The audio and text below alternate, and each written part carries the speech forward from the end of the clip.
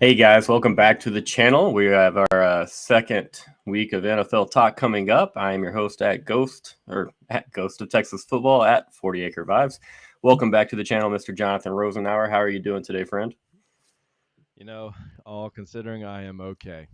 We'll get into it a little bit, but yesterday hurt. It was a fun day. We're still them boys.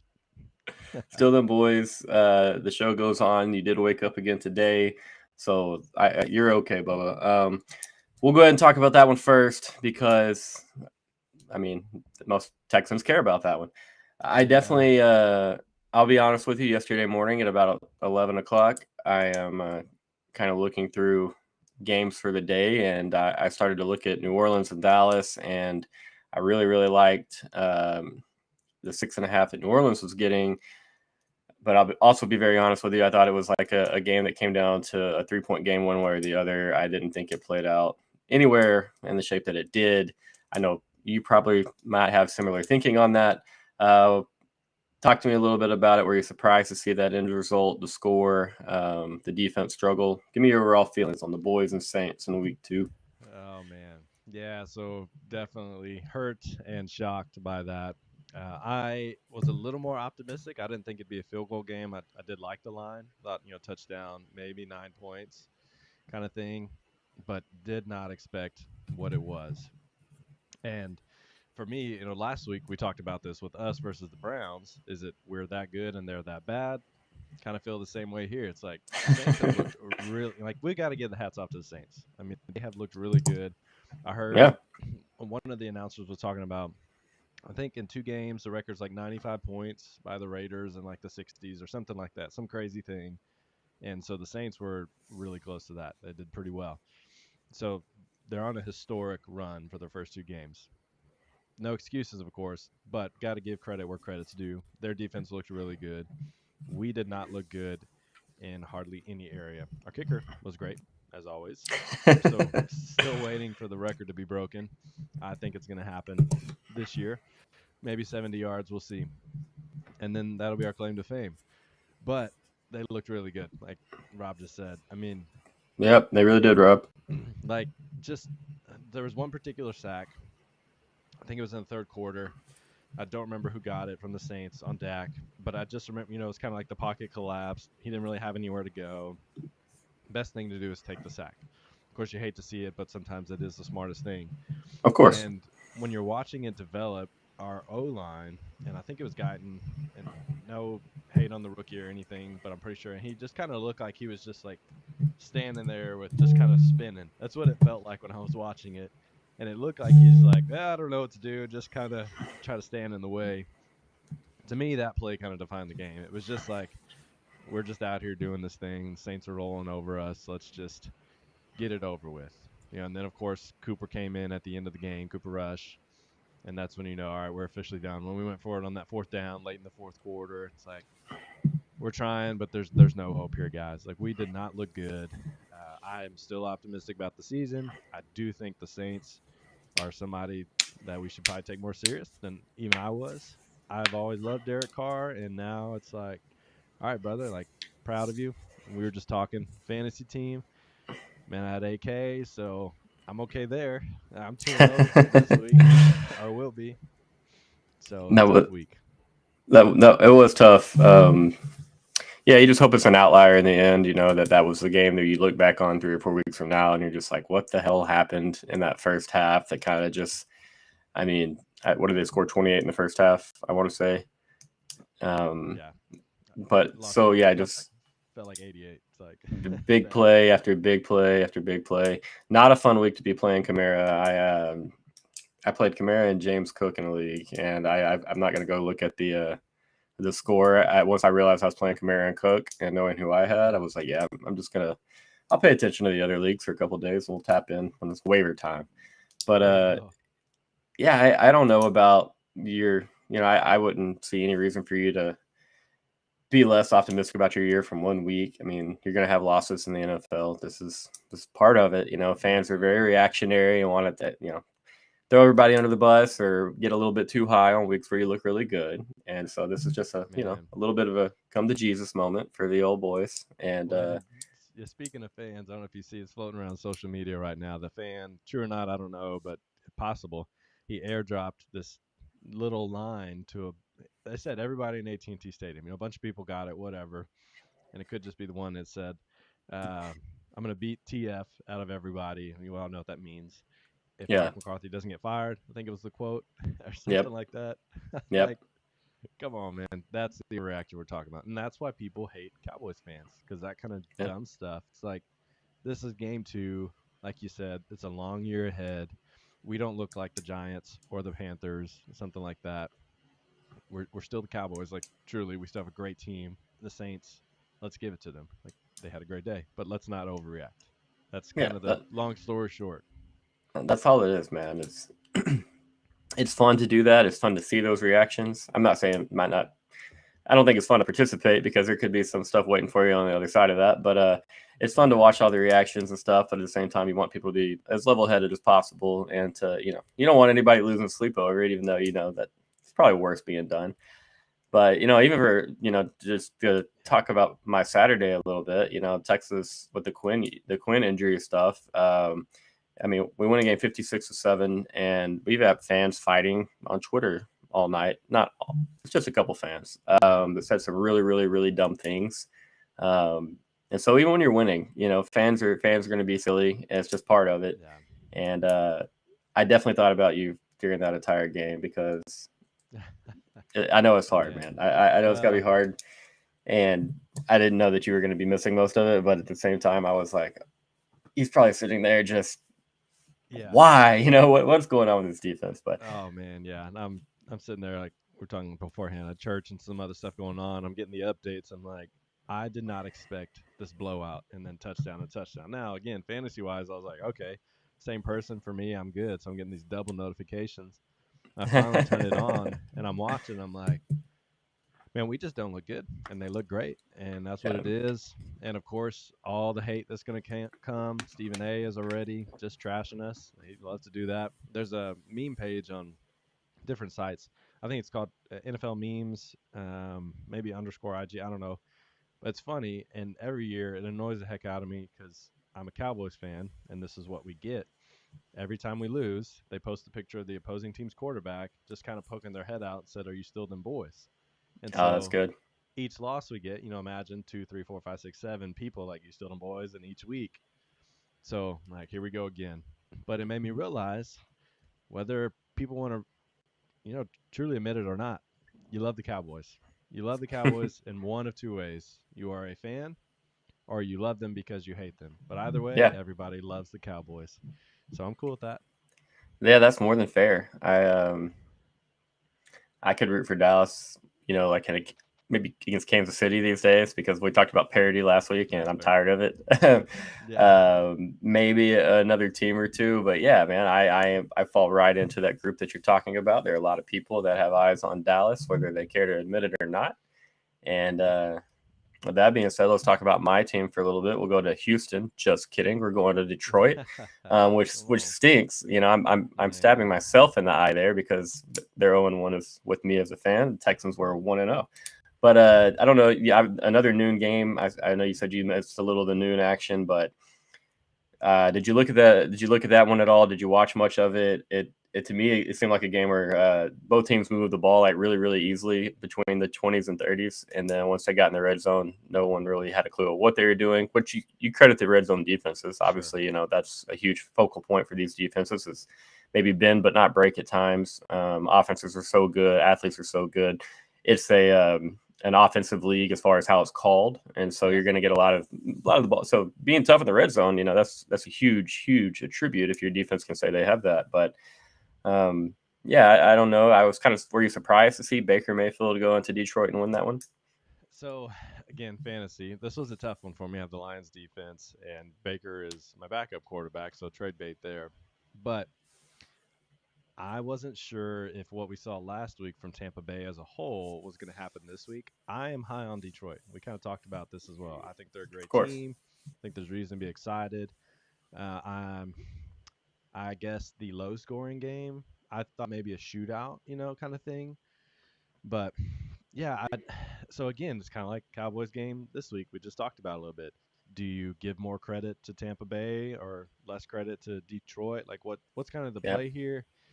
And again, I think hats off to Baker. He's had his history, but the man has shown that he can play, and he's still worthy of, well, the now it looks like a major budget contract he got, but he's looking good, and he always has to some degree. It's just, again, like a Cowboys fan, Baker's always been good, but he just has these moments that make you like, what are you doing? So you love to hate him. But if you're an OU fan, you love him, kind of thing, Yep. And now, whichever team he's on, you love him. So for that game in particular, hats off to the Bucks. I don't discredit the Lions at all. We've already talked about it. It's a long year. They could even go, 10-7 type of thing, and I still think they'd be fine. Like, they're gonna have moments. They've got some things they're still working through. Dan Campbell is a polarizing coach. I mean that in the best way possible. He Right. said it even after the game. Like he took the blame for it. It's like, this is on me. The coach, 100% my fault. Whatever the quote was, like, it's his fault. Of course, team game, all that stuff. But yeah, there's a lot of truth there in some of that stuff. So hats off to Dan Campbell. But I think they're still getting over years of history. And again, Cowboys, we're stuck in the middle of getting past our junk. Like, we're in the muck of it. I feel like the Lions are coming out of it. Like, they're looking like they're trending in the right direction. But at the same time, so do the Bucks. The Bucks still look good. They've got some great talent, some great players. So it's one of those rock in a hard place. Two good teams met, like you said. It was shown in the red zone. Tight score, tough game, good win for the Bucks. I don't think it's a bad loss for the Lions. There is such a thing as a good loss, you know? Yeah, I mean, no, well said. I mean, it's kind of like with your guys. There's a lot of hype. They Sure. looked really, really good in that first half against the Rams last weekend, and so it's a lot of hype after a week one win. Everyone telling how good you are, but I mean, it's NFL. These teams lose 3, 4, 5 games apiece. Like it's going to happen. Um, Before you get, I will share my thoughts on it in a minute. What are your opinions of Baker as a quarterback in the NFL? Is he a guy that you wouldn't mind being the quarterback of your favorite team? Whoever, just saying it's a hypothetical. If Yeah. you think he's a Super Bowl winning quality quarterback, Yep. if not, what do you think his ceiling is? So kind of like we talked about last week, average coach, average quarterback type of thing, star quarterback, average coach, whatever. Like, one of them is going to give. And so a team like Kansas City, I do love Andy Reid, and obviously Patty Mahomes is great. So they've kind of Yep. lucked out there. But then you go back to Andy Reid's days in Philly, Donovan McNabb, like, he was great. So they've got the best of both worlds. And you go to Baker now. It's like, all right, so who is it? Is it Baker? Is it the coach? Is it team around him? Yes, it's a team sport and all this. But I've always liked Baker as a quarterback. I've always liked his performance, how he played. I think he throws a pretty ball. And just being a QB nerd, and we've had our moments through just slinging the rock and talking different techniques and stuff, and like, this is a pretty spiral, this is not.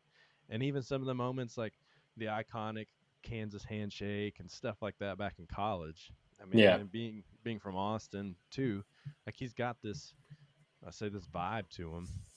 He's got that the it factor. Like, he's a dude who's going to lead a team, whether you like it one way or not. If it's going to be, the sit down, shut up, Baker's talking type of dude, or he's going to be, the player's quarterback, like a Mike McDaniel kind of coach, but he's not the guy that's like a Dak. Dak is more kind of quiet, humble type of QB, and a lot of people think that's the route you should go. But then you've got, well, look at Caleb Williams, all the flack he got for how he operates, and of course he's nothing special, it looks like. But all that said, I like Baker. He's got some moments. He's got some. You could still say maturing or whatever, but like, why do we put him in a box? He's Baker Mayfield. Let him be who he is. He's slinging the rock. He's having fun. Like, we're just jealous. I really think that's what it is. We're jealous that he's out there having fun, doing well. And to answer the second part, so let's kind of backtrack and say, if Dak was traded or didn't sign his contract or whatever, let's say we did something crazy and we got Baker. I would have been happy with that. I would have loved to see Baker's just moxie on our team. with Jerry Jones. That would have been pretty interesting to just see them interact. But to Yep. see Baker slinging it to CD, Brandon Cooks, like all these guys, whatever. I mean, that'd be fun. The dude can throw it. He can run around a little bit. So he's a fun guy to watch. I think he's great. I do think he can win a Super Bowl. I don't know if he will. I think it's going to be one of those, like he's going to be in the conversation of being a great quarterback, Hall of Fame one day. I don't know. He's not. His past doesn't seem like he's trending that way, but if he keeps up the pace he's going, maybe he'll be like an Eli Manning, kind of sneak in there type of guy. Like you're not the best, but you've got a good argument. So Probably have to win a ring to get in. I would agree. And again, I And don't know if he will. I hope he does. I really do. I like him. Like honestly. yeah, I mean, I can definitely see the side that appreciates the energy and the vibe. He definitely plays with like a chip on his shoulder type. You know what I mean? Kind of always seems Yeah. like under the surface seems pissed off. Which I think is kind That's a good of way to as put an it. athlete, is kind of what you're wanting. And then obviously he exudes a ton of joy and stuff when like things are going his way. And then I mean, I'm not trying to say that he's a pissed off person that doesn't have any fun. Sure. That I think he has fun at the right times, and then he's serious at the appropriate times as well. He's flipped me off before. I flipped him off before, standing about 8 feet from one another at the state fair, and it's part of it. And so I appreciate that fire and that energy. My brother Bryce will tell you how extra loud I tried to be in the stands that day just because it was Baker at quarterback. He'll tell you it was all Baker. I'll tell you it was because it's just how I am at Texas OU. But man, I really wanted to beat them in 2017. We had Baker on the ropes, but I respect Baker a lot. I think obviously he's got a Hall of Fame talent, and Mike Evans, who's just absolutely the epitome of consistency at the NFL wide receiver position. And I'm a big Chris Godwin fan. They'll have to improve their ground game a little bit, but just looking at Tampa picking that win up in Detroit, I mean, to me, it was kind of a game that Tampa's probably had circled for a little while in the offseason just because Detroit, I believe, ended their season last year up there. And so playing with a chip on your shoulder, it didn't surprise me at all to see Tampa go in there in week 2 and beat them. I just was really impressed with the red zone defense. Detroit's really dang good. A lot of different weapons, a lot of different guys. And they held them all in check, especially when they got in there and the field was condensed. But yeah, I mean, that's something I'm sure, like you said, not a terrible loss for Detroit. Dan Campbell probably figures out a lot of red zone issues, and they go to work on that and look a little different next time they're in the red zone. And if not, then you start saying, hey, it's Detroit, the team that can – you got a long time to figure it out, man. You got to react to games week by week, but at the same time, it's this is a grind, and it will be a long one. But yeah, and I still think both are playoff teams. How far in? We've already talked about. We think the Lions will go deep. Bucks, so the Bucks are the team, kind of like my hometown. They'll be happy to get into the playoffs, and I think that they go any further, people will just be ecstatic. Not because they're bad, just because of how they've been for however many, excluding the TB12 a couple years, like forget about all that. Just in general for the last 20 years or so. say they had a great early 2000s, but yeah, it fell off pretty hard somewhere in there. Was it Rich Gannon? I think it was back in those days. That's who they beat in the Super Bowl. Rich Gannon was the Raiders quarterback. Was the 2002 Super Bowl 2002, I believe. Yeah, the Bucks, dude, they had Brad Johnson, a quarterback, work done. Keyshawn Johnson, Mike Allstott, big old tight end, a big old fullback rather, the A train. Big Daddy. Defense, you have Florida State's Derek Brooks. You had Rondé Barber. I think it's Rondé. There's 2 Barbers out there. Yeah, TQ, that Rondé Barber. And I can't remember everybody on that defense. Oh, John Lynch, the man at safety, Hall of Fame type cat. Yeah, they were fun to watch. I used to love the Bucks back in the day a little bit. The pirate ship was cool on Madden. You're playing your score, and the pirate ship's in the background. Oh, it used to be called Raymond James. I don't know if it still is, but yeah, I wasn't surprised to see it, to be honest. I just surprised at kind of how it happened. Impressed really with how it happened. That defense was rock solid, and they had to make back-to-back stops at the end of the game, with them backs against the wall essentially, and got it done. So give Baker credit. If there's a Sooner out there watching this, you'll probably be shocked to hear me say it, but you got to give the guy a lot of credit, man. They're a fiery bunch. Yeah, I mean he kind of is a guy that, but from his ability, and I'm trying to sound like a hater, it seems like he always overachieves. Like he overachieved in college, like he's overachieving it in the NFL. And then so you start to look at the heart and, the brain on the guy, and you're like, all right, this is a guy that is doing probably everything he can to get it done at this level. So I do have a lot more respect for Baker here in 2024 than I did circa 2017. I'll say that. But That's fair. All right. Probably my favorite game of the day. You're talking about the Bengals and the Chiefs. A wild one.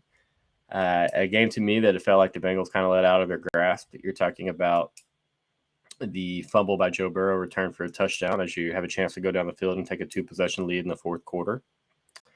Then you have, look at that. That's tough. Burrow's got to protect the football in that spot. It wasn't like he got blindsided or anything. It's just a scramble attempt.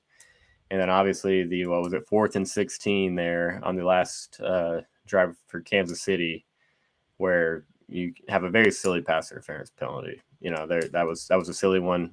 Guy just arrives too early. Did you get to watch much of that one? Were you surprised that Cincinnati and kind of their wide receiver situation hung around with the Chiefs for so long? So I have a lot of opinions about that one. I'm not a Chiefs hater, but the proof is in the pudding kind of thing. You hear all these people talk about it's hard to beat two teams when you got the Chiefs and the refs. Right. But man, like the Ravens game with all the illegal shift stuff, that was just strange. There were some strange calls in this one, some obvious calls. It's always on both sides. Yes, of course. Definitely missed calls everywhere. But it just seems like some of the most blatant ones just so happen to be going in the Chiefs' favor lately. And then there's some stat floating around right now. Since, I think it's 2018, if I'm not mistaken, Patrick Mahomes has the most interceptions called back as a result of a defensive penalty. Now, somebody's going to have that stat. Could be Dak, could be Baker. Somebody's going to claim that. But I think the number is 17. That's a lot of interceptions. That is a lot of picks called back. Yeah, and it's like, that's a strange thing to have happen. And maybe it's just how he plays, how it all operates or whatever. Everybody operates. Who knows? But I like the Chiefs. Not a Chiefs hater. Got a lot of friends from Missouri, oddly enough. Just Chiefs fans. But at the same time, I don't like Joe Burrow. I used to. And then as he's developed, it's been the complete opposite of Baker. I used to not like Baker, and now he's grown on me. I used to like Joe Burrow, and now it's the complete opposite. And then Ja'Marr Chase, you've seen some of those clips, and that particular one where Joe Burrow, like multiple times, had to push him away because he's just yelling at somebody. And then he's on the sideline continuing. It's like, you want a contract? Like, if I'm, that's the emotion of the game, whatever. Like, no, I don't want a drama queen. Like, there's a difference between being passionate and emotional and a drama queen. Like, I don't want somebody who's being boneheading going to cost us plays, cost us 15 yards in a tough game. They've played 6 times in the last 3 years, and however many of them have been decided by 3 points or less, one way or the other. And in the last, 5 Super Bowls, it's been the Chiefs or the Bengals from this side, AFC, that's represented AFC. Obviously, the Bengals just went once, but they played tight. It's a tight game. Yeah, it's competitive. A lot of talent on both sides, of course. And, of course, for the Bengals, they're down a big receiver. They're down Higgins. So somebody's got to step up, and he is. He's doing well. And then the Chiefs, like the thing they've been missing, they've got it now. So it was a great game. But I still just think, I don't know, I'm a conspiracy theorist in a lot of ways. So Chiefs conspiracy is in, baby. Man, it's been in. I think the three-peat's going to happen. And a big part of it is because the Chiefs are talented. But a lot of it is because some of the stuff, it just feels like, looks like, it goes their way. Maybe it's the luck of the draw, but I don't know. So I don't know if they deserved to win, but they won, and it was a good game. Yeah, could have gone either way. It's 1 point. Was it 26-25? Yeah, I mean, to me, it was the Bengals to lose. Just I thought they played a really good ball game. Mike Gesicki had a good game from Joe Burrow. Somebody had to step up, like you're saying, and find some yards from Burrow, and I thought he was a big part of that. Yeah, and the chase point's a good point. It's just one more instance in which they kind of let that one get away from them because they really hurt themselves. You're about to have, I believe, third and short or second and short, and next thing you know, you have second and I think third. It was after a second down play. So yes, it became third and very, very long and unmanageable, and you have to give the football up right there. And you just little plays like that, little things. Now I will defend Jamar Chase to a little bit. Like I don't know what's going on. You can't do that in that moment, of course. I'm not defending that. You got to pick your spots to be emotional. These are all guys that are under a ton of stress and pressure, and obviously there's been a lot going on with Jamar Chase in Cincinnati. From everything I've ever seen about Jamar, and have read. I don't personally know him. Everything that LSU people have ever said about Jamar, I mean, like they're all positive things. And so like I can't just flame him over one situation, but he picked an awful, awful, awful time to kind of let him get away from himself. You can't do that, man. And I will agree fully with you that clip of Burrow and Chase, if you're a Bengals fan, that makes you cringe a little bit, man. Made me too. I was like, that's falling apart. Yeah, I mean, I personally, I can't root for a football team in the state of Ohio as like my favorite team. But I love everything about the Bengals. I love their defense. I love Burrow. I love Chase and Higgins. Big Bengals supporter. Like Burrow's one of my favorite quarterbacks in the league. I know that a lot of this is dating back to like the LSU days for me personally, but sure. I don't know. I just think it's been a really weird time for Burrow. He's been banged up. Obviously, there's people like to knock him. I get it.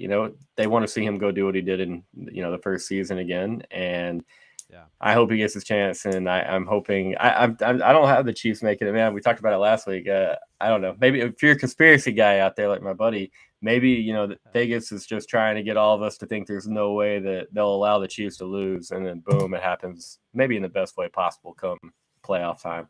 I'm gonna go with that theory. That's what I would like to see. Moving on down, did you watch any of the Sunday Night Football game of the Bears and the Texans? I heard your Caleb Williams reference a little bit earlier. So I did not. I'll be honest, I didn't watch it. I've watched clips. I always catch up on every game to some degree, so whether I'm watching it from start to finish or not. But that one I was not as high on. But I will say, seeing the score, and I always look at stat lines, just kind of tell a story real quick. It's like, yeah, I thought the Texans would have a much better game than they did. I was thinking like a 30-13, which that's 11 points, but in the NFL that's a blowout type of thing. When you're talking 3-point lines, 6-point lines, like this isn't college where you have 49-point favorites. Like right, the 6 points is a big deal. Anything over a touchdown is a solid win. Anything less than that's like tight game, but you should win kind of deal. So 19-13, I think it was. And yeah, I'm not high. I wasn't high on Caleb Williams' pick. And nothing negative about all the social media stuff and just his personality or whatever. I always am leery when there's that much hype around anybody. I like to be proven wrong, but just in general. So even Bryce Young, we've seen how that panned out. But you look at a guy like CJ, like he was the dark horse. Like he didn't have as much hype, and he's phenomenal. Great pick, whatever. But he didn't have as much hype as some of the other guys. Like how it's panned out. As a Cowboys fan, Dak. How it's panned out. Like, yeah, love it or hate it, big contract, whatever. He has. Even if you're an idiot, you still have to say he's an above-average quarterback.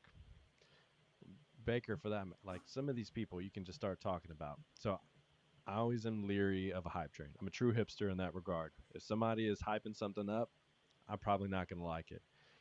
And, just because, I don't want to be on that train. Jonathan hates the 2024 Texas Longhorns. Confirmed. We heard it right there. Hey, number one team, and we can talk about that too. Hey, we don't have to because I'm kind of the same as you, man. It's like I don't like the hype. I get the hype. I think it's great for the kids and everybody else. But yeah, I'm the same. I'm like, we're only hyping us up so that we can fall hard. But exactly. Go on. I will say a real quick note on that. I thought there would be a lot more hype because of the Longhorns, the history, and well deserved. But I feel like it is a little quiet for being the number one team. And maybe it's you're You don't seeing follow something the different. people I do. Yeah, I'm kidding. that's No, why, just like, kidding. just in like broad sports world, like big picture, I thought there'd be a lot more about it. If it means anything, Good Morning America led with Arch Manning this morning on their show. So Well, I don't watch that, so we're I don't different either, lives. but the followers on Twitter or the folks I follow on Twitter, That's so nah, it's funny. the I account didn't that see posted that. that.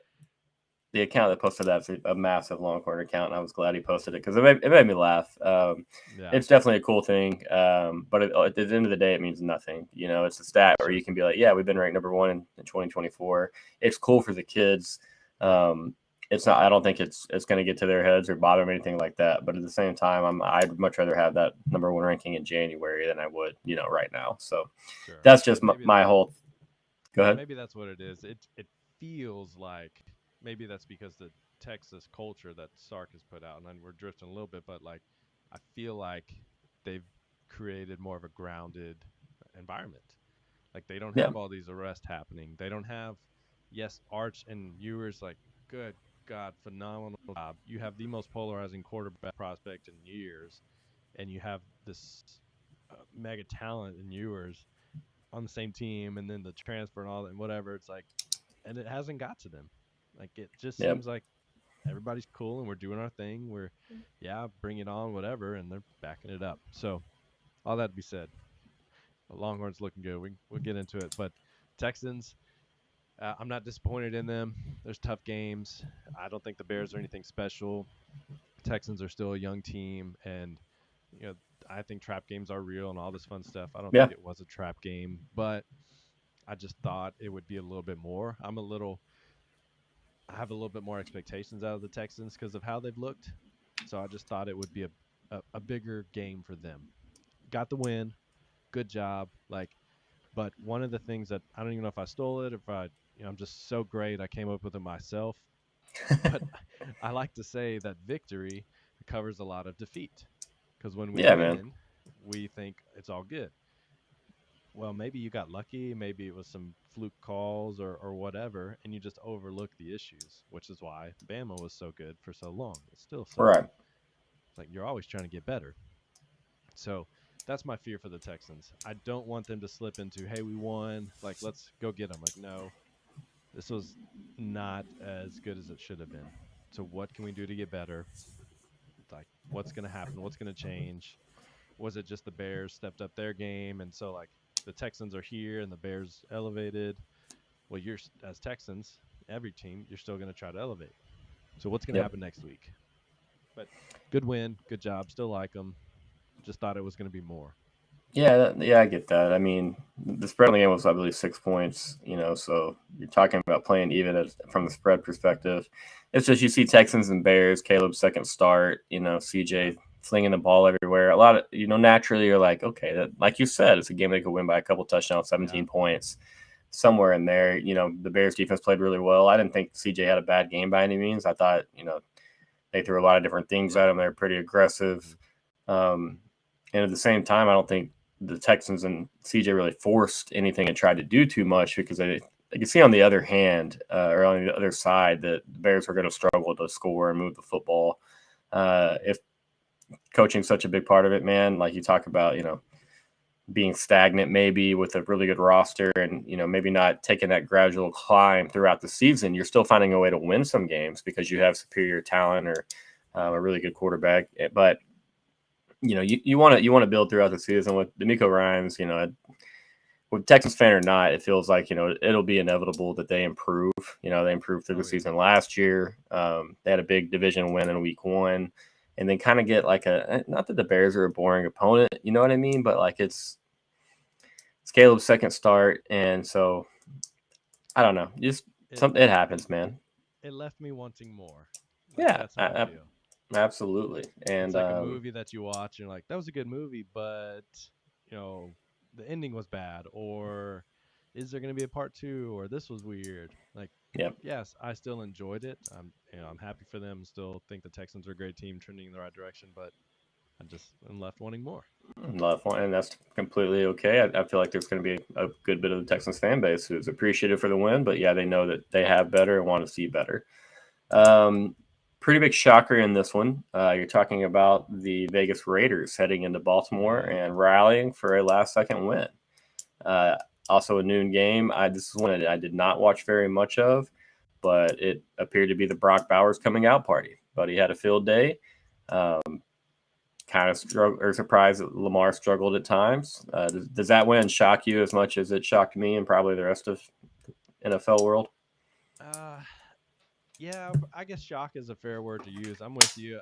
I didn't watch it as much either. Didn't catch up on as many highlights, but from what I've heard, it was like you said, the Brock Bowers coming out party and just doing well. And we talked about this at our fantasy draft a little bit. We kind of had high expectations for him, and Yeah. so I'm not surprised to see this kind of game from him.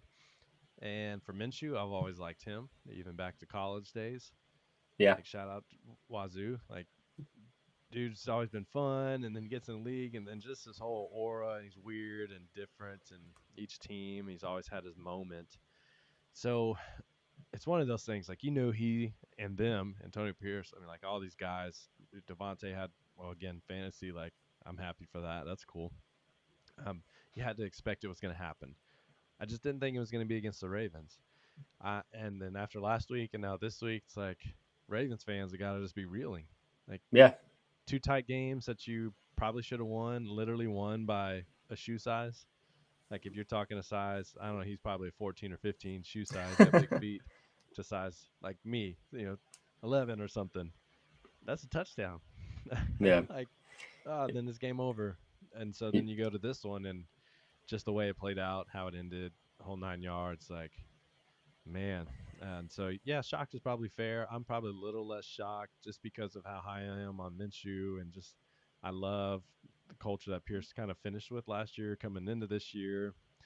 I thought they were going to have some surprise moments. I just didn't think it would be that game. Yeah.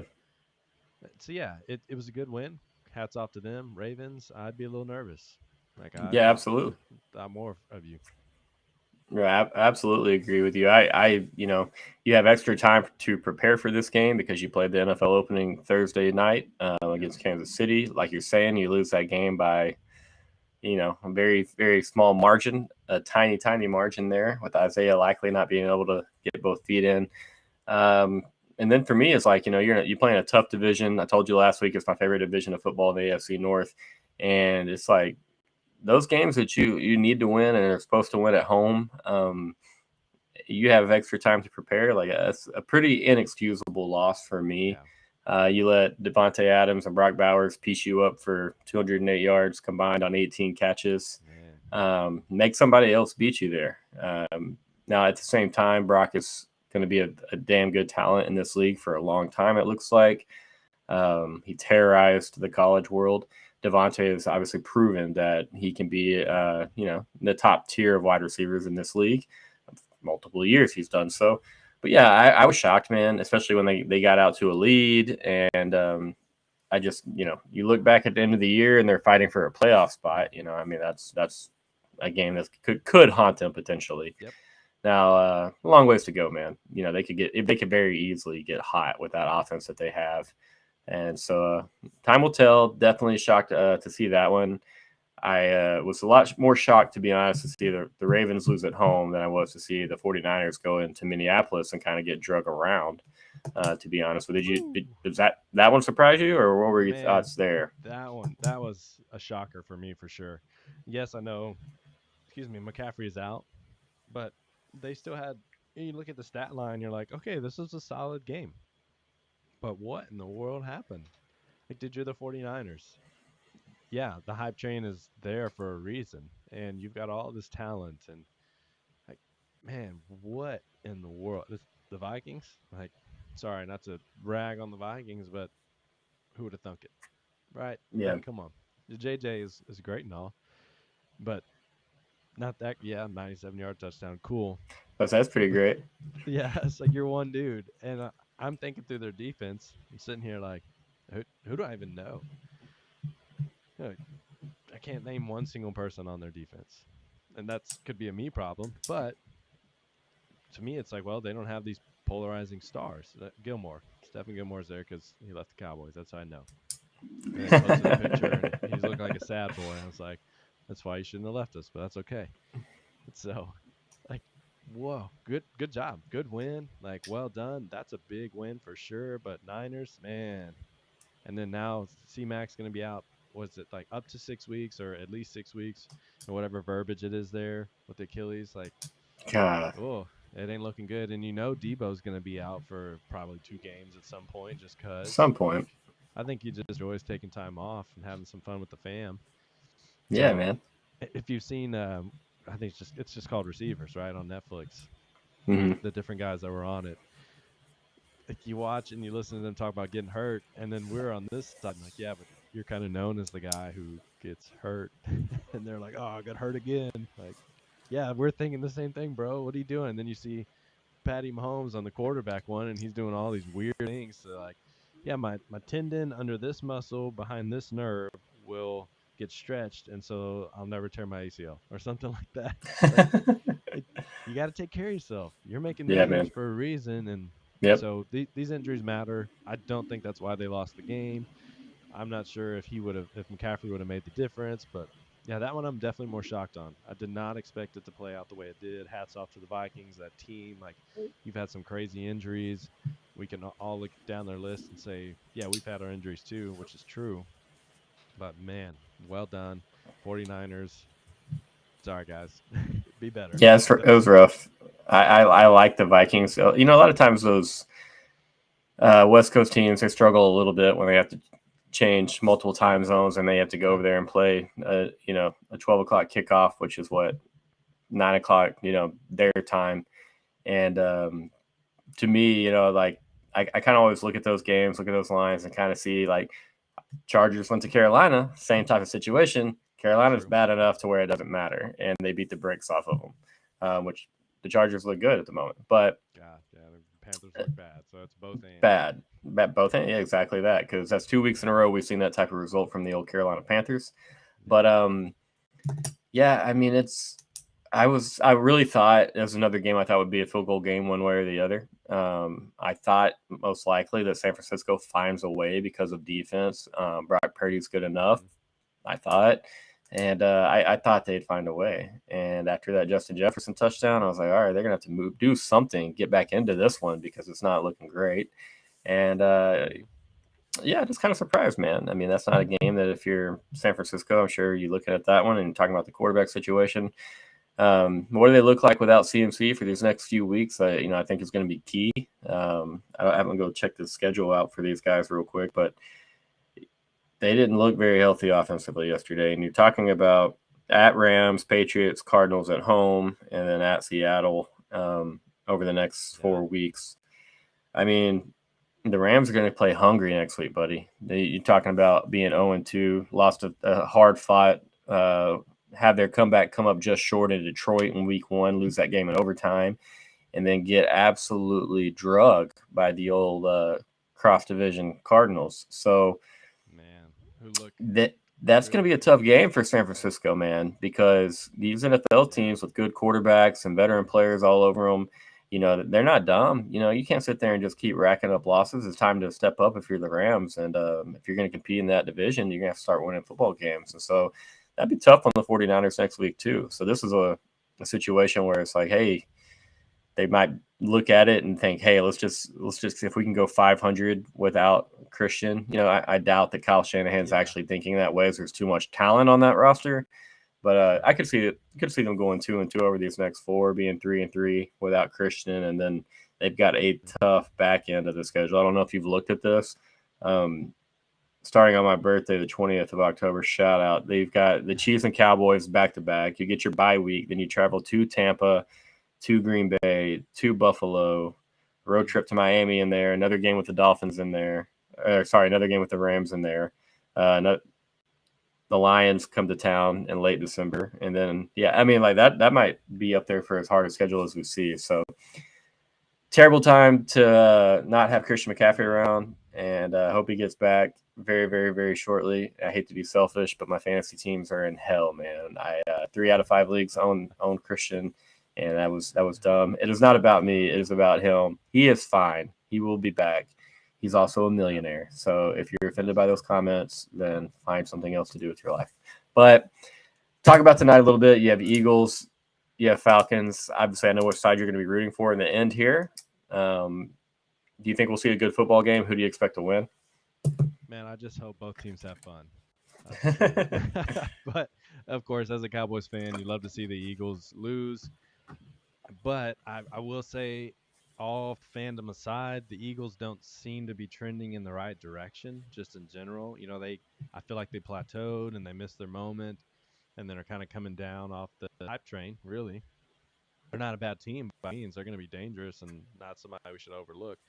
But I'm just not as high on them as some people might be, and I think they're losing a little bit of that luster, so to speak.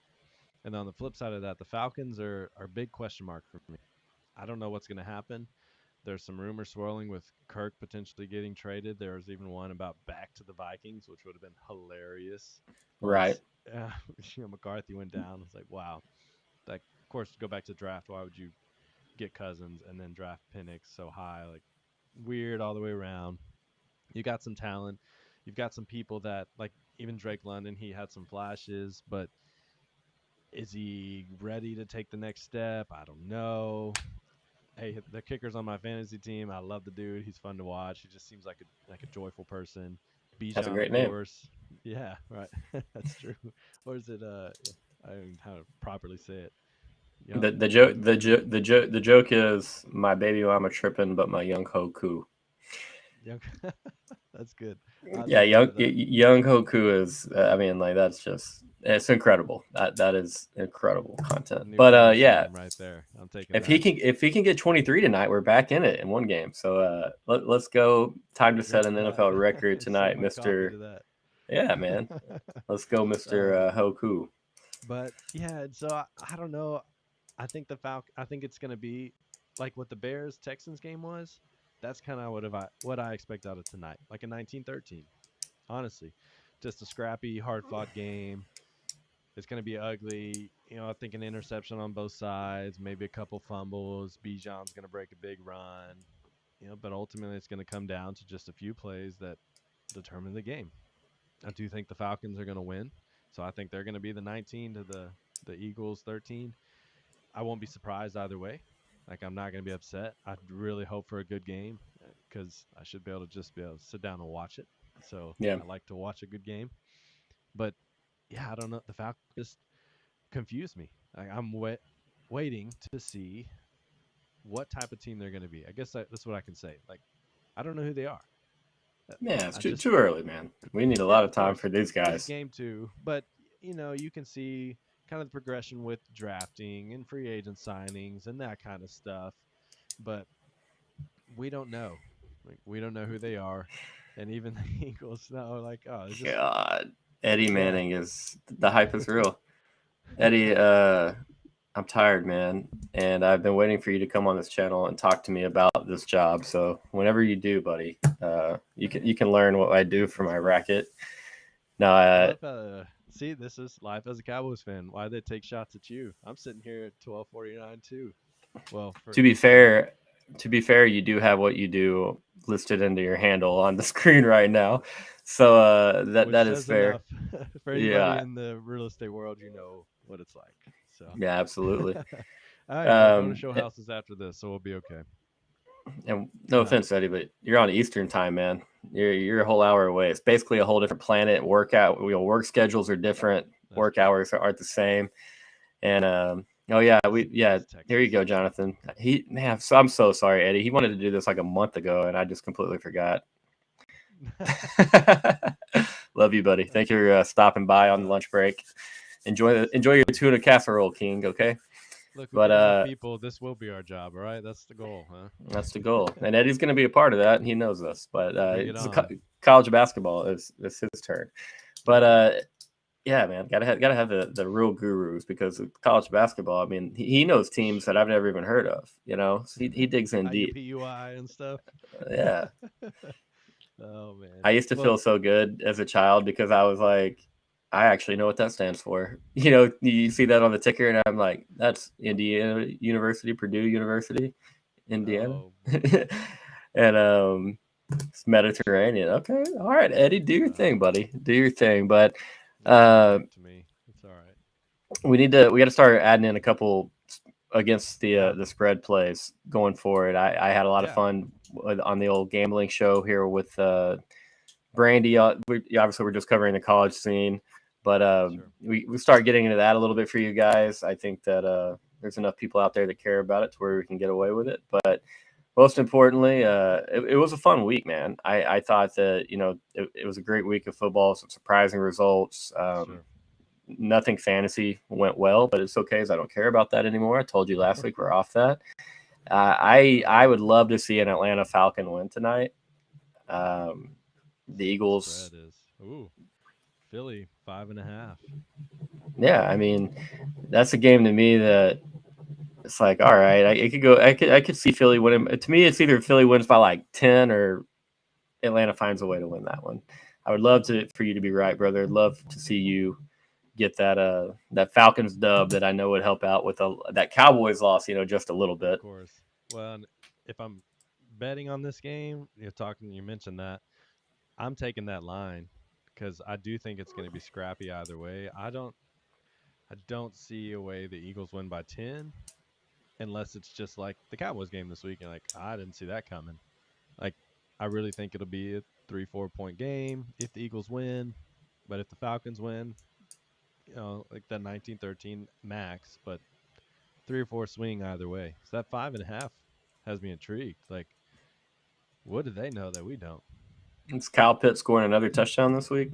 I liked it. I'm not trying to throw shade on the whole Kyle Pitts and the Falcons thing. I thought Kyle Pitts was incredibly fun to watch at Florida, but a lot of people, so because we're kind of thrown into the whole Falcons realm now because of Bijan. There's some Longhorns who root for the Falcons. There are a lot of Longhorns who are obviously posting about the Falcons and keeping track with the Falcon games. And somebody posted the Kyle Pitts touchdown last week, and they posted it from the behind the end zone view, and he's just standing wide open in the end zone for like 4 or 5 seconds all by his lonesome, and eventually he gets found for the 6, and I'm just like, I'd scored there too. I mean, I'm not trying to knock it. I hope he works out because it'd be a nice little element for that offense if they could find some. Yeah. But it was just funny. People were like, finally, we've got it figured out with Kyle Pitts. And I'm like, he got lost and stood there for 5 seconds. I'm not saying he personally got lost. The defense lost him. Sure. And then he got hung out. And it took forever to find him. But it was just I laugh a lot. You know that.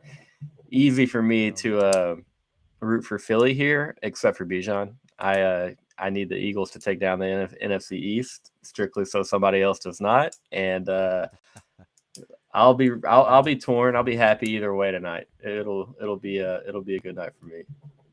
So I would also. Scares me. Yeah. No, I was gonna say I would also I think Falcons in the 5.5 would be, if I was doing anything on that game, is what I would be. Where I'd go. Yeah. But go ahead. What were you saying, sir? No, I was gonna say that what you're saying about the NFC East history says that you'll be right. I don't remember because it's been, I don't know, over 20 years since we had a repeat winner. I don't remember when the last one, and it was probably the Eagles with Donovan McNabb was probably the last repeat. I'm guessing here. Wait, repeat for what? For repeat NFC East winner, division winner. Has it been that long? There's no way. Really? I guess, I mean, for a little while, it was, Cowboys and Giants. Redskins had a couple. Yep. Now the Eagles here recently. I'm just going to look. I mean, there used to be a graphic and it was like. That is pretty absurd. Yeah. So let's see. 2012, 2011, 2010. 2003 and oh wow, the Eagles won it 4 years in a row. I did not know that. 01 to 04. So that would have been McNabb, T.O., right? Terrell Owens, Brian Westbrook. Man. So 2004 they won it, and then 05 the Giants, and then so I guess since you could say 04 or 05, a new winner every year. So. And then Dallas won it last year, Philly. Dallas won it, right? Dallas 12-5. Yep. Yeah, that's right. Philly struggled a little bit. Yeah. So man, It's the Giants' year, is what you're saying. It's time for the Giants to step out of the ashes. 0-2. No, I did like that they lost yesterday. I'm not going to lie to you because Washington, they already have a quarterback. They know who their quarterback's going to be for the future. Jaden Daniels is going to be a good player. But hey, maybe the Giants saw that. Wait, the Giants won or the Washington won? Who won? So know this. Washington won 21-18. Dang it, we're back down. Yep. Okay, so the Giants and Quinn are still a possibility for now. Well, no, but the Giants will be dumb enough to draft Shedeur, and then you're all good. Quinn's gonna slide to somebody, and you'll be all right. I will say this. I'll talk to you about this a little bit because we texted a little about it. Shedeur, we're talking Shedeur because it's prospects. Go ahead. I'll throw this at you for the Giants, and then we'll talk Shedeur. Okay. The Giants, if I'm not mistaken, the stat line I saw this. The Giants are the first team ever to score 3 touchdowns and not allow a touchdown and lose in why am I blanking? Without overtime, just regular time. I mean, it's got to be since forever. Like that's a crazy stat. Wild. Like that's a stat you don't want. But another stat. Shout out to Scoregami if you've ever heard of that. Mm-hmm. So the Cowboys game was Scoregami. That's like the 1,083rd unique score in history, 44-19. So kind of surprising that hasn't happened. Yeah. There you go, part of history. So all that to be said, talk some college. Well, it's mostly just because he is a prospect, and I feel bad because I did text you and I said, I thought it was a little much. And as far as him kind of trolling Colorado State players after the game, mostly the Colorado State quarterback, that's who he went after. And I'll be honest, hadn't seen Colorado State quarterback's interview. I knew that there was some tension there. I watched a part of that interview. I also go back. I did actually watch a part of that interview probably a few weeks before we played Colorado State, but I did not see the whole Shedeur tidbit. It was mostly about them getting offered money to go other places. But he ripped Shedeur pretty hard pregame or before that matchup. Made fun of the Instagram follower thing. Brought up the game last year in several points, and so. As a competitor myself who had a little bit of fire and was not afraid to spit it, I will say that I am officially approving of what Shedeur has said and done. I have much less issue with it, which is my own fault because if I'm going to be in this space, I definitely need to have a backstory on everything. And that's why I just sent you a text and didn't get on here and say it was a shitty thing to do. But I will say that I think that it's something that not everybody would have done. Obviously he's got a lot of attention on him. Maybe some guys would have said it throughout the course of the game. He definitely took. He definitely found the biggest platform because a lot of cameras are going to be around him in that moment.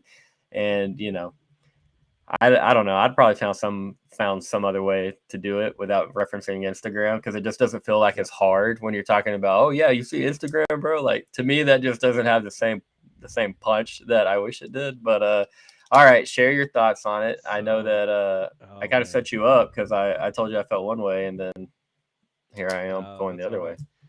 So, we don't like publicly trashing people. Like that's just not a big thing. I don't feel as bad when it's pro athletes because they're making millions and it's their job. Now I'm not a pro, but I can be a fan and say that was dumb or something. I used to feel the same way about college, but now in NIL, they are getting paid, most of them. So I do think they deserve a little bit more flack to be given to them, especially a guy like Shedeur and some of these other people on the Colorado team, especially their coach. But all that to be said, the short answer is there's a difference between cockiness and confidence. The difference is one of them needs marketing. One of them doesn't. So a confident guy doesn't have to go tell everybody how good he is or show everybody how much of a show he is. Doesn't have to put on this display. He just does his thing. And yes, we've talked a lot about Quinn, but look at the difference between those two guys. Top 3 draft picks, in my opinion, Quinn, Shedeur, Travis Hunter, in no particular order. So obviously 2 of those are quarterbacks. We'll see how the year plays out. But go back to the Michigan game with Quinn. with the little kid, and his dad just forced him to do the horns down. If you listen to the Yeah. audio, the kid wasn't going to do that. It was an afterthought, and dad said do it. But look Yeah, at you see Quinn's response. dad even Yeah, told him, yeah. yeah. So Quinn, kind of made a face, laughed it off, whatever. It's a fun moment with the kid, kind of deal. Like he didn't make a big deal out of it. That's a small moment, but those small moments add up. And if I'm an NFL scout, like we talked about, I'm looking at that. But also, there's a reason you're one of the worst teams in the league. So if you're the Panthers, if you're the Giants, you don't really care if you're the Browns because there's a chance that they're going to lose Deshaun now with the contract clause deal coming out. Yeah. You probably don't care about that. There's a reason last team in the league. So you may not be looking for a franchise in the right way who's moving him up. Or try a good kind of thing is what it seems like. You're probably going to get a guy who's doing stupid stuff, in my opinion. And yes, Shedeur talk the talk, walk the walk kind of thing in that game, and there was reason for it. So audio kind of went out on you, buddy, for a second there. You got a little fuzzy, and then it Can you hear me? Yeah. Got yeah, I can hear you phone now. calls in the middle of it. So Oh, for me, no. for Shedeur, can you hear me? Yes, sir. Yep. All right. So for Shedeur, sorry, bro. Like, I don't care if there's a backstory, whatever. Talk your talk during the game, like you said. Like, you're running plays, you're doing whatever. Go to town when the cameras aren't on you. But you waited for that moment. You could have said something all game, beginning of the game, whatever. And yes, rightfully so, you said something. But like, it's tough though because he's a quarterback and he's a quarterback, and like yeah, they're not on the field together. So like I know. get it, man. Like I definitely understand, and there's a reason I texted you and I was like, it seems like a little much, But Yeah. I get it. So, I'm the same guy that I was like, Baker didn't have to do the Kansas guys like that at midfield. Like there's no reason for that. But hey, they were trashing him, over there earlier, in pregame warmups. So kind of a lot of it depends on, I guess, your feelings about a guy. I still kind of hope Colorado's,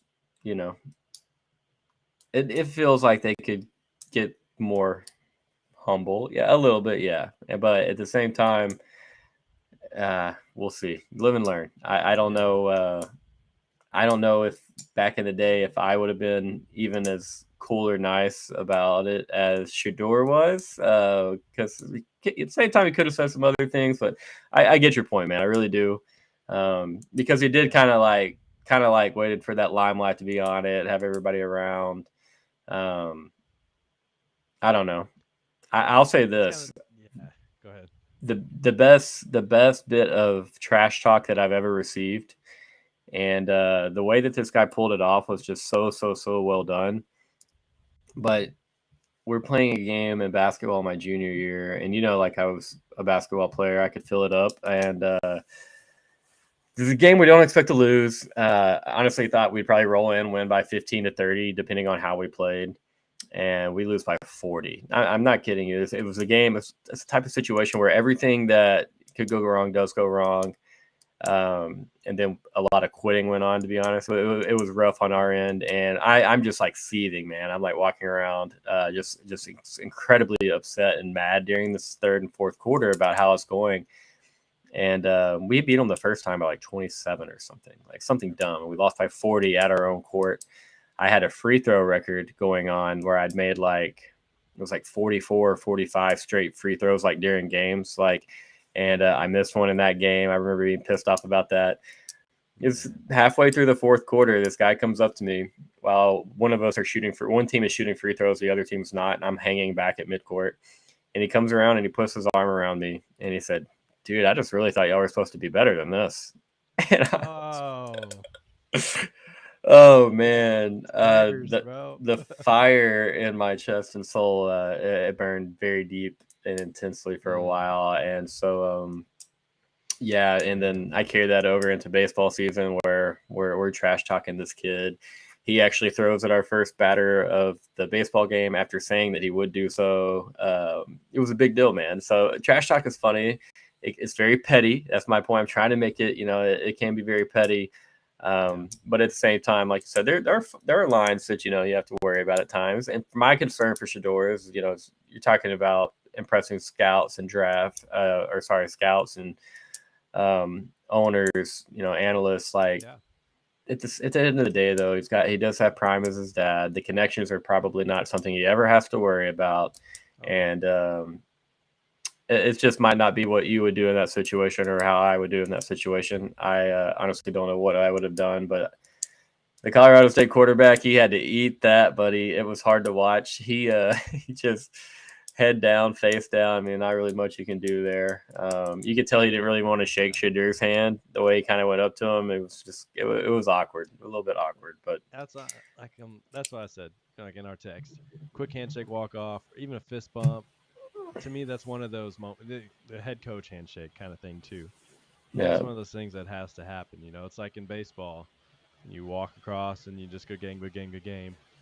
Even if you're not even looking at people, you just do it, get through the motion, move on with your life. I don't know, and to the point with like Shedeur and the NFL team. The problem with what I said about the teams getting there is if my Cowboys were a top 5 draft pick this coming year, you would take him. Jerry Jones would take him, yeah, and I hate that. But at the same time, I love it. That's the problem. It's like the dude is good. I, as a person, make every effort to live a quiet life. I'm just, in general, not really showy. I can be. I'm capable, whatever, on stage and all that. But so when I see things like that, I don't like it. But at the same time, I like when people are being themselves. So it's like, do your thing, bro. And look what it's done for an entire university. Like, who knows? We've seen numbers, but who knows what else has come out of that? Research, lives saved, lives changed. There's a lot of good that has probably happened as a result of the Sanders. Yeah, no, absolutely, man. No doubt. Definitely not knocking the family or anything like that. It's just, it feels like, it's just like a little more, and I'm not speaking personally. It just seems like the overall, feeling regarding it is just a little bit of humility would go a very long ways as far as getting people's respect back. Because when they went 2-0 last year, starting that year off, they had a lot of supporters, it felt like. And it felt like the way that they handled the struggles, college football is a tough sport. They didn't have the roster to go in there in the Pac-12 and compete. And the things they're saying after they were winning 2 games, and it's just like, okay, you're 2-0, yes, but you are just 2-0. That's what it is.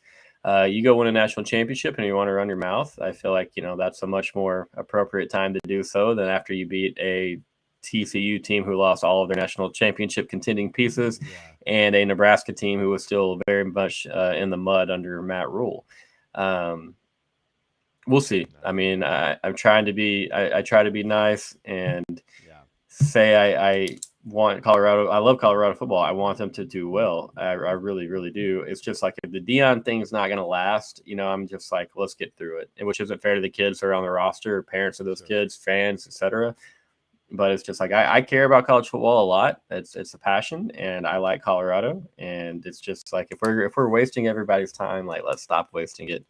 But at the same time, we were talking NFL. We got sidebarred and went silly with it. 30-second answer question for you. Okay. There is a prominent program that will have a vacancy at their head coaching position. If not this week, for sure by the end of the season. A little down south, little swampy. A little swampy. So, Sanders, hey, no, not a chance. Money? You don't think so? Okay. Not a chance. No, not a chance. I think that they've already seen enough clown shows over there in the last decade. I don't think that they go that way. And I'm not saying that Deion wouldn't work. I'm just saying that they're going to take a look, and they might not even do it, but they will look at how things have gone in Colorado and probably stay away. I'm curious about Lane Kiffin. That's a name that is interesting to me. There are going to be other big names out there, very big names. You know what I'm doing? I'm absolutely, and this is going to sound crazy, I'm getting down and begging Nick Saban, like, hey, give me 2 years, bro. Just give me 2 years. Come fix our shit. Give me two. I make him say no. Make him say no. Make him say. Just make him say. I've seen Urban Meyer on a list. I don't like that. I don't like it at all, especially like in today's world of college football where players are getting appropriate or deservingly paid, and I think that's a very slippery slope that could go backwards big time. I don't like Coach Urban Meyer at Florida at all. That I think his time has passed. There's a lot of issues with his last teams. Obviously, his health stuff. I don't know. If I'm a Florida fan, it's like I want no part of that. It did make me happy though to see a list put out by a Gator media affiliate and talked about some of the names that you'd really want. This is a lot longer than 30 seconds. My bad. But it talked about some of the names that they really wanted and some that were actually attainable and this and that. And there is no Steve Sarkisian on this list. That's good. And somebody responds, a Florida's fan responds and said, no, Sark is crazy or something. And they respond back and they said, we can't get Sark. And it's just, it's good to know that teams, like Alabama thought that they could come take our coach, and we quickly, let Alabama know. Before Nick Saban, Alabama was not near the program they are now. I'm not going to bash it because college football is, I'm much more involved in that world than NFL. So I'll talk more freely about NFL teams and players, but they were down and really, really down and have been down for a while. And so I think a lot of people's, they have short memories. Their perceptions are a little too short-sighted at times. And we're like, oh, that program over the last 5 years, that's who they are. That's who they've always been. And people will always look at them and treat them as such when that's not the case whatsoever. And so it feels good to say that. I don't know. Is there anyone you would like to see Florida hire, or do you care? Just to wrap up that, short answer, I don't care. It's well, obviously my Aggies are in the SEC, so I do care to an extent, but I don't care as much as I cared who we hired. I think Kiffin is the buzz name. I don't think they're going to go with the Group of Five coach again. I would not be surprised. And here's my dark horse candidate that I think, as an Aggie, I would love to see it because I don't think it would succeed, but I think Florida might do something stupid. Jimbo Fisher. Really? I don't know if it'll happen. There's just a piece of me that's like, for some reason, why not? It's the thing though, is if Jimbo can manage a roster, he can put a roster together. How he does that, I'll let your mind speculate all day long because there's a lot of different ways. He might need another COVID season to come around so that he can use some of his extra sneaky tactics that he likes to pull off. I'm just kidding. As a Longhorn, it's easy to throw shade, but he can put a roster together like a very few can in the college football world. I mean, there's some great recruiters. His thing is just, to me, is like you got to stay out. Keep the main chef out of the kitchen. Let all your proteges work. You don't need to run an offense anymore. Your philosophies are outdated. You don't have enough of the RPO flavor. RPOs put so much stress on defense. Almost everybody's running some form of them right now. There's no motion. There's no pre-snap fun, window dressing. It's like playing a 10-year-old on Madden and him having a better roster than you, and you just having to figure him out and maybe wear him down a little bit. It's silly, man. But at the same time, like, he could have a really, really, really talented roster put together quick. They're not bad right now. They have some talent. They've recruited it fine. I don't know. It would be funny to see what Florida fans. I wish we had some Florida people in here with us that could kind of share an opinion on that one. But man, well, we can stay down in Florida and get back to the NFL because we'll drift all day talking college. Well, real quick with that, if I'm Florida, I'm hiring, and I like. If Nick Saban's not going to do it, but I'm just saying I would go try. But you would hire Mike Gundy and do it tomorrow. Ooh. Like, Mike Gundy has been extremely consistent. He doesn't recruit worth a damn at Oklahoma State. Still is extremely consistent. Has shown the ability to, like, when he really sees or wants a particular recruit or type recruit. Like, they went and look at the receiver recruiting over the last 15 years. They put in some monsters: Des Bryant, the Woods brothers. Tylan Wallace. Like they've gone and they got Brennan Presley right now, another great receiver.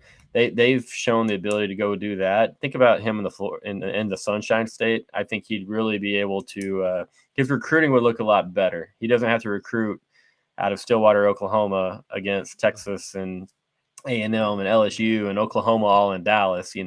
Yeah, you're fighting now. You're moving into like deep waters of the SEC. You are, but you're going to have a lot bigger brand behind you, a lot more help. Yeah, you're Florida, and you don't have to go very far from home to field, to get some very capable players. And so, if I am the Florida Gators, I'm making Mike Gundy my real target. Eyes up on Saban because how many people would want to say like, but if you're talking realistically in the future of your program, you want to build it back up and have it stay back up for a little while, not just a little flash in the pan, a little substance over style.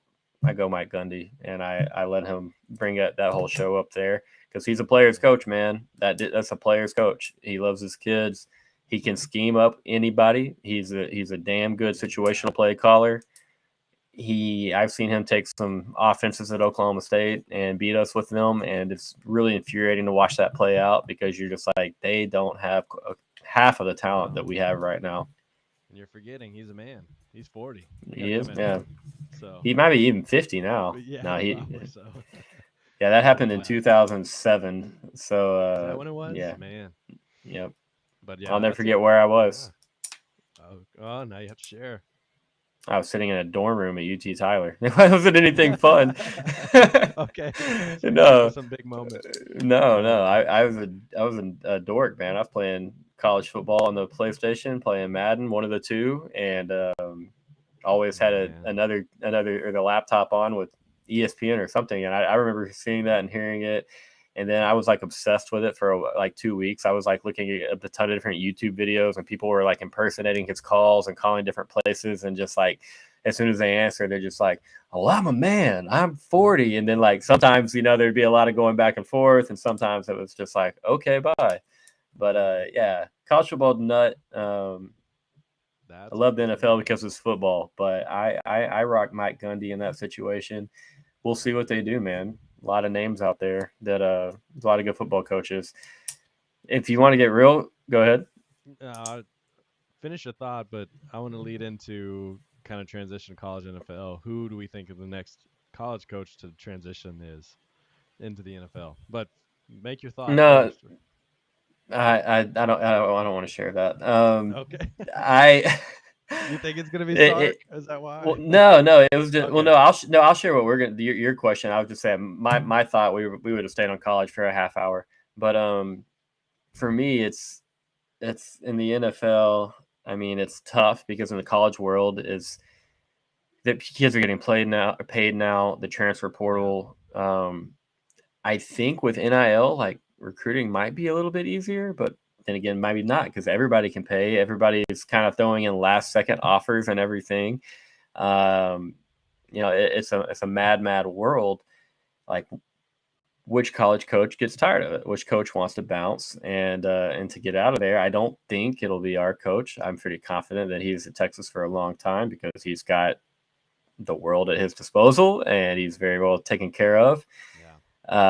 But yeah, so just to go ahead and ask that, but yeah, I mean, it's a great question. To me is like a Lincoln Riley as an OC, but hey, it seems to be working out for him right now. Southern Cal. We'll see what they look like at the end of the year. But no, I don't have a genuine name. Everything for me would just be speculation or guessing. That's not a bad name, Lincoln Riley. I don't see anybody. I just asked because I was curious. There's nobody that I think is trending that way except for like a Lincoln Riley. I think if it was going to be somebody, it'd be like a Dion, just because nobody's going to mess with them. And yeah, I can see that with the son going. Yeah, like somebody, Mr. Bain mentioned that last week a little bit. But I think it could be a surprise name, and I have no speculation or insight or anything. I just think if there was going to be somebody, it would be a shocker move. Somebody like like Alabama, one and done. Kevin DeBoer, get him in and out. I don't know. Who's That's that? like that would be shocking. Yeah, that would be like a Matt Rule maybe, but he's got it rolling at Nebraska. To me, here I'll go with Yeah. this. Wouldn't shock if you see like a Dave Aranda in a, not as a head coach in the NFL, but some capacity. I think that his time at Baylor is about to. Well, I mean they look all right, but we'll see what they do look like in the Big 12. But yeah, Good name. I don't know. I'm just trying to think of some of the coaches that have an idea or maybe can kind of see or almost done at their maybe current stops. I think I'm gonna talk about this for a minute, and it's going back to college, yes, but I've talked about it a little bit on the timeline. I tried to hint about it.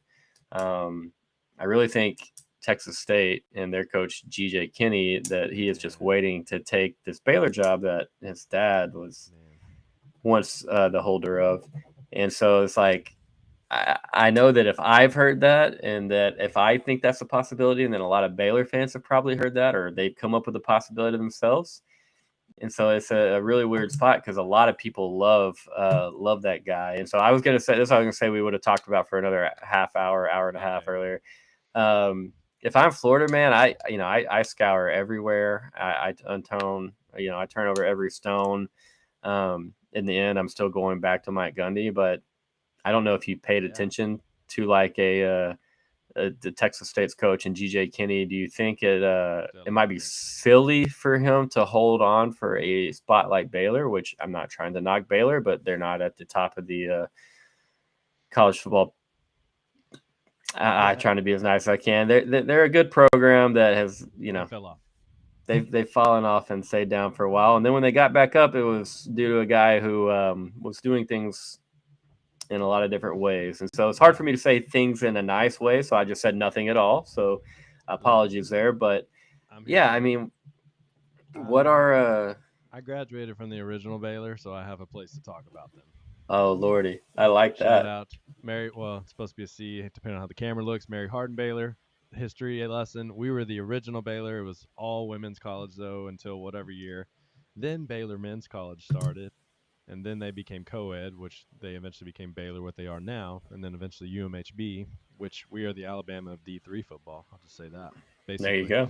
Yeah, we're like top 4 every year, so we're good. But we eventually went co-ed as well. So we started.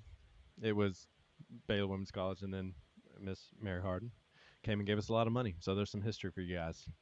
There you go, man. All that to be said. So Texas State, we both geographically have some ties there, and I will say I am extremely disappointed in how Texas State has been as a program for their entire history. They have had flashes, but there is so much talent, raw talent in these small towns in this area. You're telling me you can't put together a good, and you've had some big coaches here lately, you can't put together a good football team to compete in Group of 5? So I love it's what coming. I'm seeing. Oh no, yeah. That's my previous answer leading into now. I love what I'm seeing. I love GJ. I love his history, his story as well. Just following him a little bit. Coming to Texas State, I thought was cool. I really thought their last hire, we'll just say that, was going to be a little better than it was.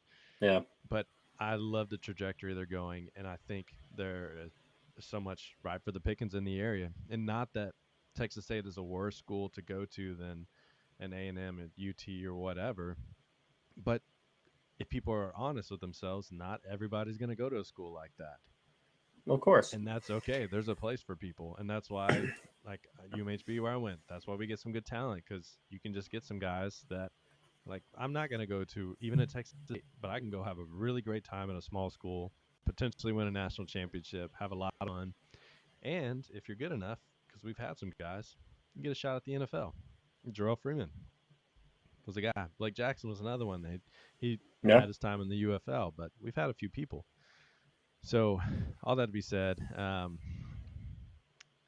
don't know if a guy like that makes me nervous, because I love what could happen at Texas State, but I do think it's a stepping stone school, and I hate saying that, but I just think it's true. You don't see many people that are going to just do like a Nick Saban tenure, a Mike Gundy tenure at a place like Texas State. Nobody, and I hope I'm wrong, I just don't see somebody coming in and staying 20 years there, 5 years there. They're going to go to a school like a Baylor as long as they perform. look at was it Jeff Traylor? That's why his name has been thrown around a lot because of what he's Yeah. done through the ranks. He's not just staying where he is. Like he's gonna get to these different spots. Jim Harbaugh, even like we just talked about getting up to the NFL. Still moving around. John Harbaugh. I mean, geez, Pete Carroll. Like you just kind of not Nick Saban.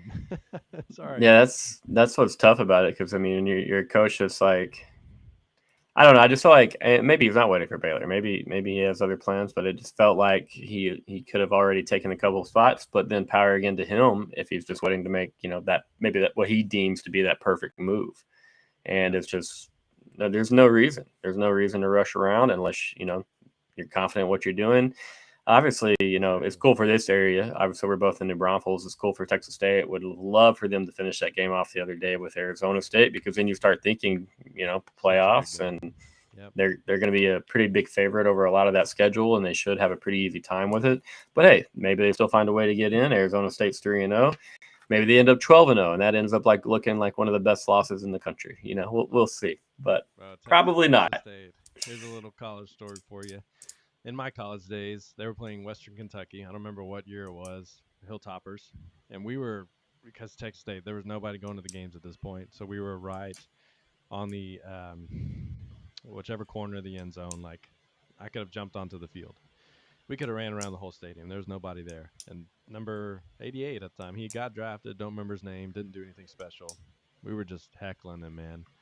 Just having some fun. He's warming up. And so he's throwing some fingers up behind his back at us. It was so much fun. And so I didn't even go to school at Texas State. Obviously, I just said shout out to UMHB, Mary Hardin Baylor, go Crew. I was there with a friend, and they had this halftime show. This is one of the most disappointing moments of my life. Oh, man. And they're like, we need somebody to throw a football through this circle and win a car. I was like, yeah, I can throw a football 60 yards. Like, I can let me do it. Like, this is easy. No big deal. Like, it's a 20, 30-yard throw. I don't remember. It wasn't very far. I was like, this is cake for me. Like, I can sling the rock. But it was cold. It was wintertime. And so I didn't take all this into consideration. So I'm like, look, I don't go to school here. Can I still win the car? And the little girl was like, yeah, we'll figure it out. Like, whatever. All right. So I got under the stadium, whole 9 yards on the field, went out there. One of the worst throws. I didn't duck flop it, but I missed the target by 5 yards. I was so ticked at myself. Like, I don't care if it's cold. This is bad. No excuses. I should do this and have a car. And everybody, all 20 fans that day, saw that. So that's tough, shout man. out to Texas State. They probably have more than 20, maybe 30, but let's say back then, I'm not sure. Wasn't a big crowd. Which was 2012, 2013, something like that. So they've come up. Yeah, that's the thing, man. You get a chance to compete in a contest or something like that, and then you lay a goose egg. I did the same. I was at a PGA tournament, and we were able to kind of a little putting competition thing off to the side. I wish the guy I went with, he won, who he at the time was not very good, and he would be the first one to tell you that. And I was just like, how did you do this? And how did I? Yeah, I get it. It's fun those competitive juices come back for just a little bit. I always wanted to do the Dr. Pepper Big 12 championship throws at halftime because I'm just it's 10 yards and they're in there struggling and it almost. Come on, guys. That's but yeah, pitch out to the running back. Yeah, just that, man. But maybe one day we'll get one more shot at that. But there you go. I'm gonna get you out of here, sir. Yeah. Fun week of NFL. Tough week for the Cowboys. Sure. Somewhat tough week for the Texans. Like you said, probably a lot of folks that are wanting to see more. And then for any Cajuns in the building or in the house tonight, that pretty big dub for you guys. So come on. We'll see what happens coming up. Man, they threw a parade at our stadium. They threw a parade at your stadium. Their fans were out there talking loud. Just had whole sections hushed. I saw a TikTok of a dude wearing it was staged, but he's wearing a Cowboys jersey in tears because his wife made him go to the grocery store. I think they're in Louisiana. Oh Lord. I'm like, this makes sense. I don't want to go out in public or put this shirt on today. There's a good friend on Twitter, Lounge Dog, who he is a Cowboys fan, and he bought him a pack of Miller Lite but unfortunately for him, he does not live in the great state of Texas. It had a big old Saints logo on it, Oh, and he was catching some bad juju before the game from a couple of Cowboys fans on Twitter, and he was like, "Hey, I'm still going to buy the beer." So I wonder, kind of part of me wonders if he took it back or if how he let it happen, but I don't know. I don't think I could do that. Shout out Lounge. He didn't pour care. He one said out he's for the getting that homies. beer. Yeah. Yeah. But all right, Jonathan, you sir. guys, appreciate y'all watching. Thanks very much. It's always a lot of fun talking NFL. We always get into a little college too. I think that's kind of where my heart is, and Jonathan lets me win that battle every now and then. Come on. But thank you for coming back, sir. We'll do this again next week, guys. My Lions are 0-1 with me as a fan. I will go ahead and apologize. We're going to get down to business. We're going to figure everything out. If there's anything I can do better as a fan that needs to be done, I will, trust me, I will be doing so. But at the same time, I can just flip right back to the Texans. They're a wagon. They're 2-0. We need to do this real quick. I'm interrupting you because both of our teams are 0-1 since we've been doing this together. This is true. So now we need to have something by the end of the year. Whichever team has a better record, gotta have a little friendly wager. So more to come. That's a good idea. Let's talk about that and have that settled by next week. That's a great idea. I'm all about that. Well, awesome. Jonathan, thank you very much, guys. Appreciate you for watching. Make sure you subscribe to the channel, like this video. Go Lions, Texans, Cowboys, Saints, etc. I even said a nice thing about Baker Mayfield on the channel today. Self-growth is important, and we're all working on it. Proud of and so, likewise, further. Thank you guys very much.